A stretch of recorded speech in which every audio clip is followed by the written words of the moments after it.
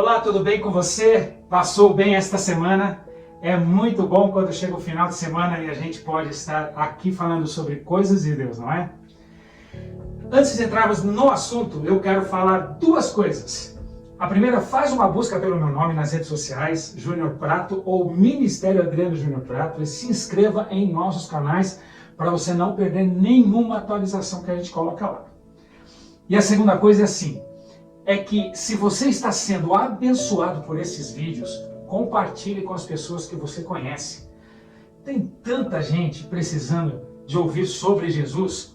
Faça o bem a essas pessoas. Compartilhe esses vídeos, ok? Mas entrando no assunto que nós vamos falar hoje, você sabe a verdade sobre os anjos? Tem um montão de gente que não tem noção do que são anjos. De onde eles vêm, para onde eles vão e por que eles foram criados. Algumas pessoas acham que eles simplesmente são aquelas estatuetas que enfeitam as estantes de casa. Outros ainda acham que os anjos são cupidos que ficam flechando o coração das pessoas por aí e as pessoas se apaixonam loucamente umas pelas outras depois de serem flechadas. Outras acham que os anjos ficam nas nuvens tocando harpa o dia inteiro e possuem aqueles cabelinhos cacheadinhos. Outros, ainda mais místicos, acreditam que são visitantes extraterrestres ou espíritos de mortos que podem comunicar-se conosco. Como eu digo, tem nada disso.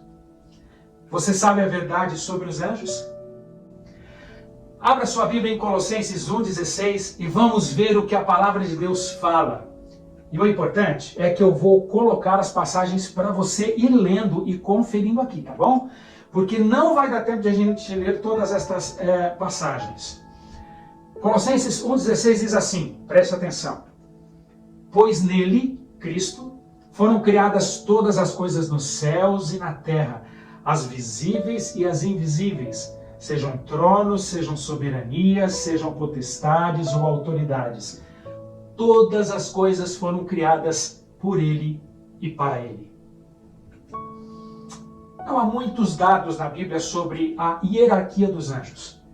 Mas as informações que temos é que há diferentes classes e tipos de anjos. Alguns nomes são querubins, serafins, arcanjos, e podemos assumir que existe provavelmente uma hierarquia dentro destas categorias ou classes. E que também, à luz da Bíblia, existem anjos bons e anjos maus. E esses também possuem suas hierarquias ou suas organizações. Ao ver o texto de Colossenses 1,16, nós percebemos algumas coisas. Nós percebemos algumas classificações como tronos, como dominações, como principados, como potestades, e também algumas funções específicas atribuídas a esses anjos. Por exemplo, a classificação de tronos. A origem grega desta palavra vem de tronoi. Eu não sou aqui especialista em grego, por isso eu vou abrasileirar um pouco estas palavras em grego, ok? Mas a origem grega da palavra tronos vem de tronoi, que significa algo como uma classe de anjos conectados à soberania do Senhor. Talvez os querubins fizessem parte dessa classe.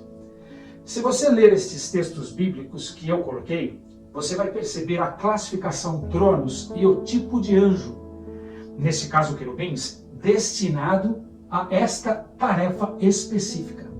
E você pode ver aqui em 1 Samuel 4,4, Salmos 80 no versículo 1 e também aqui em Salmos 99 no versículo 1. Querem ver? Outra classificação é a de dominações. O termo grego kurioter nos revela um significado de soberania, dominação. Estes seriam anjos com tarefas especiais dadas pelo Senhor de dominar aquilo que o próprio Deus criou. Executam ordens diretamente de Deus. Você pode ver lá em Efésios, no capítulo 1, no versículo 21. Outra classificação ainda são os principados. Vem do termo grego archai. Traz um significado de anjos que têm poder de príncipes na hierarquia. E você pode ver lá em Daniel 10, no versículo 13. A classificação de potestades é uma classe de anjos com autoridade especial. São muito poderosos, mas não são onipotentes e estão sob o domínio do Senhor. E você pode ver isso em 2 Reis 19, 35. Essas foram as classificações. Agora, dentro das classificações, existem as categorias como anjos do Senhor, arcanjos, anjos eleitos, querubins, serafins, por exemplo. Anjos do Senhor. A palavra grega para anjo é angelos, que quer dizer mensageiro. Ou seja, um anjo é um mensageiro do Senhor. Arcanjo é considerado um tipo de chefe angelical. A expressão arque na frente do nome significa chefe, príncipe ou primeiro-ministro. A Bíblia nos mostra somente um arcanjo, que é Miguel, e está lá em Judas, no capítulo 1, versículo 9. E o seu nome se traduz por quem é semelhante a Deus. Miguel aparece como comandante dos exércitos celestiais contra Satanás e seus anjos. Daniel 12:1 enfatiza que neste tempo se levantará Miguel, ou seja, Jesus, o grande príncipe, para lutar contra o próprio Satanás. Já em Daniel 9:25, confirmando isso que eu disse, o texto refere-se ao ungido, que é Cristo, como sendo o príncipe. Gabriel, seu nome significa o poderoso. Aparentemente, tudo indica que ele seja de uma classe de anjos muito elevada, mas não podemos considerá-lo um arcanjo. Gabriel está sempre na presença de Deus e tem a responsabilidade de levar mensagens de grande importância. Você pode ler lá em Daniel 8, 16 e 17. E anjos eleitos? São aqueles que permaneceram fiéis durante a rebelião de Satanás. E você pode ver em 1 Timóteo 5, no versículo 21. Querubins. No hebraico, querubim vem de queruv, significa guardar, cobrir ou proteger. Em Êxodo 25, 17 até o versículo 22, você pode conferir também. Serafins, derivada da palavra hebraica saraf, que significa ardente, brilhante. E entendemos que a função desta classe é louvar, glorificar o Senhor em seu trono. Você pode ver isso em Isaías 6, de 1 a 3. Agora, existem também as classificações e as hierarquias dos anjos maus de Satanás. Um ex-satanista chamado Roger Morneau, que se converteu ao cristianismo, especificamente para a Igreja Adventista, revela em seu livro Viagem ao Sobrenatural como essa organização funciona. O satanismo funciona. Ele diz que os anjos de Satanás são divididos em 3 grupos: espíritos amigos, guerreiros e os opressores. Os espíritos amigos são possuidores de grande intelecto e têm a capacidade de personificar os mortos. Na verdade, eles têm o imenso prazer de aparecer como supostos espíritos de entes queridos que já faleceram, e sua especialidade é trabalhar no mundo religioso, introduzindo erros antigos e novos quando necessário. Os guerreiros se concentram em semear a discórdia nas famílias e desentendimento entre amigos, parentes e vizinhos. Tais espíritos adoram criar atrito entre as raças e os diferentes segmentos da sociedade. É aqueles que têm a melhor folha de serviço em provocar separação entre as pessoas, enchendo-as de ódio. Eles têm a tarefa de provocar guerras entre as nações. São esses os escolhidos. Já os opressores, que é a última classe, são aqueles que encontram prazer em produzir miséria e destruição entre os seres humanos. São aqueles que fazem possessões. Eles entram nas pessoas fazendo-as sofrer com alto flagelo, mudança de voz e estranhas feições. Esses sofreram algum tipo de esgotamento mental quando foram expulsos do céu, jamais tendo se recuperado desta angústia. Odeiam amargamente o Criador e acham que a única forma de se vingar dele é destruindo a vida dos que foram feitos à sua imagem. E por que os anjos originalmente foram criados? Eu vou lhe responder. Os anjos foram criados para nos ajudar em todos os sentidos. Esta era e é a tarefa primária de cada anjo criado por Deus. Infelizmente, Lúcifer, um anjo muito especial, teve inveja de Cristo e a Bíblia diz que ele quis ser semelhante a Deus. Isaías 14, 12 até o versículo 15 diz assim: como você caiu do céu, ó estrela da manhã, filho da alvorada. Como foi atirado à terra, você que derrubava as nações. Você dizia em seu coração: subirei aos céus, erguerei o meu trono acima das estrelas de Deus, e me assentarei no monte da Assembleia, no ponto mais elevado do Monte Santo.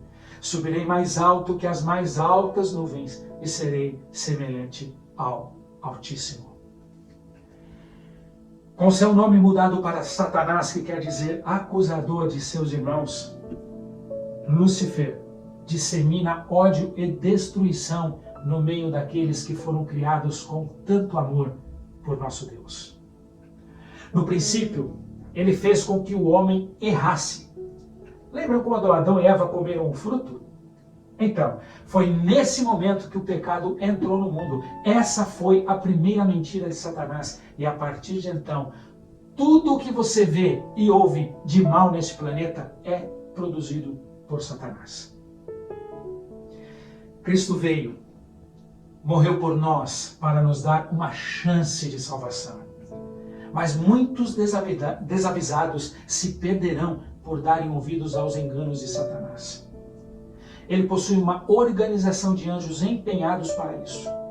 Roger Morneau, esse ex-satanista que se tornou cristão, diz em seu livro que Satanás atua pessoalmente junto aos governantes desse mundo para que tudo vire um caos, e a cada dia ele está conseguindo isso. O Senhor Deus gostaria que nós tivéssemos a percepção aguçada para entender que estes seres poderosos que visitam o nosso mundo têm uma parte ativa e direta na nossa salvação. Ah, se nossos olhos espirituais pudessem ser abertos e víssemos esses seres celestiais atuando em nosso favor, entenderíamos aquilo que hoje não entendemos. Esses seres são anjos ministradores a serviço de Deus e frequentemente se disfarçam na forma de seres humanos como estranhos, e eles conversam conosco, e eles estão empenhados na obra de Deus sem sabermos quem são. Em lugares isolados têm sido nossos companheiros em viagens perigosas, por exemplo, em navios castigados pelas tempestades. Anjos em forma humana têm falado palavras de ânimo para desviar o medo.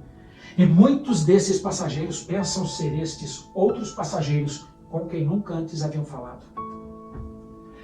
Depois que Jesus voltar, conheceremos esses seres que Deus colocou em nossa vida para nos ajudar e nos livrar. E reconheceremos então que eles nos ajudaram profundamente quando, conversando conosco, contarem os perigos que passamos e fomos livrados. Nós nos lembraremos de cada fato, de cada detalhe, e com o coração transbordando de alegria, nós os agradeceremos. Todos os salvos entenderão o serviço dos anjos em sua própria vida. Que maravilhoso será conhecer e conversar com o nosso anjo que nos guardou desde o nosso primeiro momento de vida. Aqueles que morreram ressuscitarão e serão cumprimentados, chamados pelos seus anjos ao saírem de suas sepulturas. E serão levados por estes grandes amigos de vida até encontrar com Jesus nos ares. E assim entenderemos que nosso Deus nos amou tanto que providenciou proteção através do nosso anjo nossa vida inteira. O Deus Espírito Santo cumpriu o papel junto à humanidade de nos convencer do pecado, da justiça e do juízo, e os anjos de nos proteger. Você não deve orar ao seu anjo porque eles não são Deus. Eles são nossos conservos, como diz a Bíblia em Apocalipse 19:10. E a adoração é dada somente a Deus e a anjo nenhum. Mas você pode agradecer a Deus pela existência do seu anjo em sua vida. Lembre-se e nunca se esqueça do que eu vou te dizer agora. O anjo do Senhor acampa-se ao redor dos que o temem e os livra. Provai e vede que o Senhor é bom. Feliz o homem que nele confia. Vamos orar? Senhor, nosso Deus e nosso Pai, nós em primeiro lugar agradecemos ao Senhor pelo anjo ministrador que o Senhor coloca ao nosso lado. Esses seres fantásticos e maravilhosos nos livram de todos os problemas, de todas as coisas ruins desta terra. E sabemos que o Senhor é quem colocou estes anjos para nos ajudar. Muito obrigado pelo nosso anjo e muito obrigado por nós entendermos o ministério dos anjos. Que o Senhor possa voltar logo e assim nós possamos ver o Senhor face a face e ali abraçarmos o Senhor, mas também cumprimentarmos e agradecermos o nosso anjo que esteve conosco a vida inteira. Muito obrigado por tudo. Nós te agradecemos em nome de Jesus. Amém, Senhor. Muito bom. Esse foi um tema mais didático, não foi um tema para reflexão. Para você ter uma ideia do verdadeiro ministério dos anjos, que você possa ter gostado desse vídeo, que ele possa fazer bem ao seu coração também, que você compartilhe com as pessoas, que as pessoas possam entender também o ministério dos anjos, a verdade sobre os anjos, que você faça o seu papel nessa parte de proclamar o Evangelho, tá bom? Fica com Deus, uma ótima semana para você. Mais uma vez eu volto a dizer, semana que vem nós estamos juntos com mais um tema bem bacana para você, tá bom? Um beijo no seu coração. Tchau, tchau.